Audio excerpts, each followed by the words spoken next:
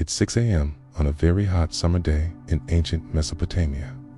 You wake up early because, even though it is technically the weekend, there isn't really such a thing around here as a day off, since it's Saturday. The market will be closed today, and you won't want to be buying any dates or figs or fresh fish from the fishmonger. The air is warm, but a nice breeze coming down from the mountains keeps things bearable for now. You walk past shops shuttered for the Sabbath, their goods still inside, waiting to be sold.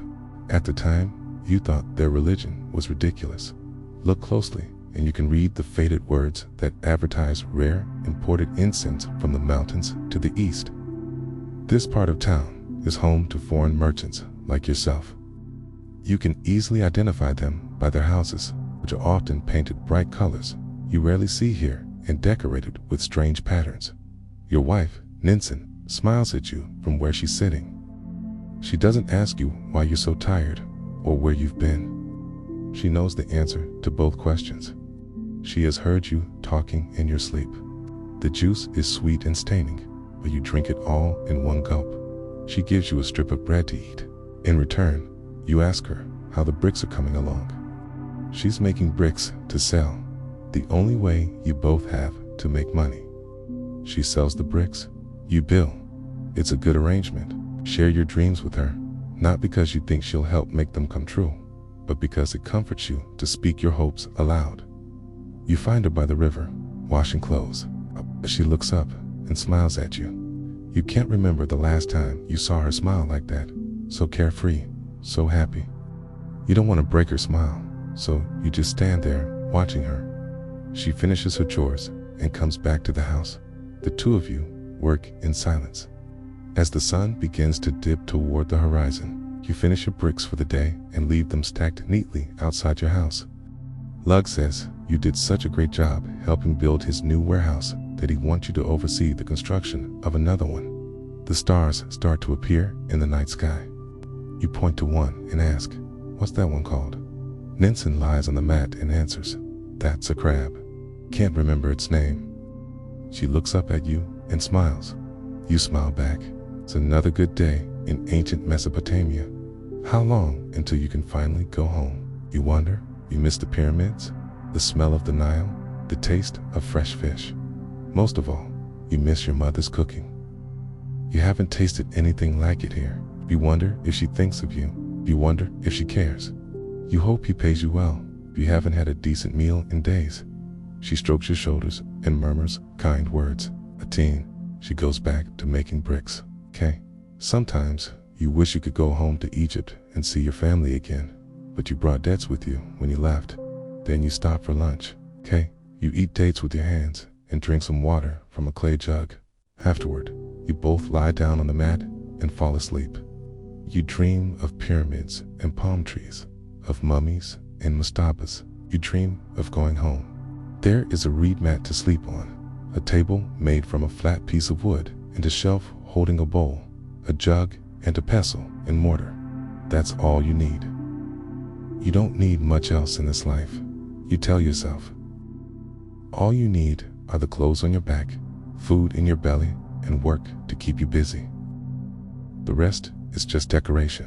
Debts you had to repay. Debts that kept you working hard and making money. If you stopped now, your creditors would take everything you have and you would be back where you started. You brought those debts with you when you crossed the Arabian Sea in a boat with your father.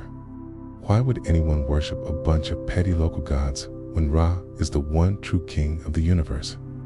The rocking of the boat, the salty spray, the cries of gulls overhead, occasional splash of a fish jumping from the water. When your father was alive, traveling the world was easy. He knew everyone. With his passing, all that changed. Now you travel under a false name so that the Egyptian authorities won't find you. And you work as a day laborer for whoever needs one. Okay.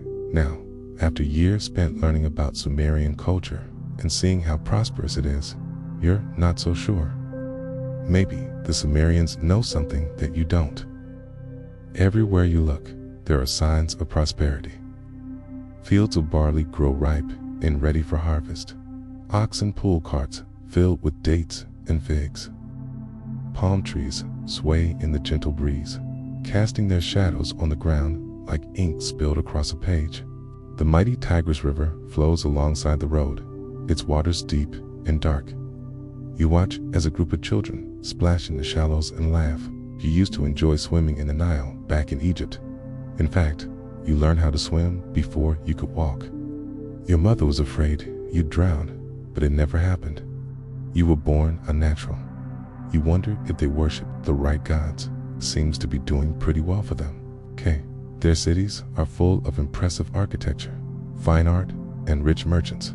In fact, your boss, Lug, is filthy rich. He's built a small empire trading textiles, pottery, and precious metals. And he's always talking about how the gods are smiling on him. The streets are mostly empty of people, but you see a few children playing and a group of old men playing a game that involves throwing dice and betting small amounts of silver. You exchange a smile and a nod with the old men. They're probably betting on who can roll the highest number with 2 dice. Game you used to play when you were younger and far less bald. But tomorrow will be another work day, just like every other day. So you need to make the most of your time today. The sun rises quietly over the horizon, painting the sky with pinks and oranges that reflect off the shiny brick of the ziggurat in the distance. The massive temple tower of Enki, the patron god of your city, gleams in the morning light. It's the sound of progress, of building. In the last 5 years since you arrived here, you have seen more construction projects than in all of your years in Egypt. These Sumerians really know how to build, you'd think, as you pass a half-finished palace wall. You came here looking for work, and they certainly have plenty of it. Your own country is stuck in a building slump. Every project you started was turned down by the pharaoh. No temples, no palaces, no tombs. The bureaucrats in Memphis say there's nothing wrong with having some free time, but you don't believe them. You think they're just afraid of your reputation as a builder, and do want you setting the bar too high. You don't blame them. After all, who wants to spend a fortune on a grand palace when you can get one built for a fraction of the price? But this means that you must find work elsewhere, and where better to do that than the heart of civilization. Though you are not religious yourself, you still feel a twinge of awe at the sight. It's hard not to when the tallest structure for miles around is a step pyramid almost 200 feet tall. You have been living in Mesopotamia for many years now, so you know exactly what this means. You throw on your linen tunic and head out to greet the new day.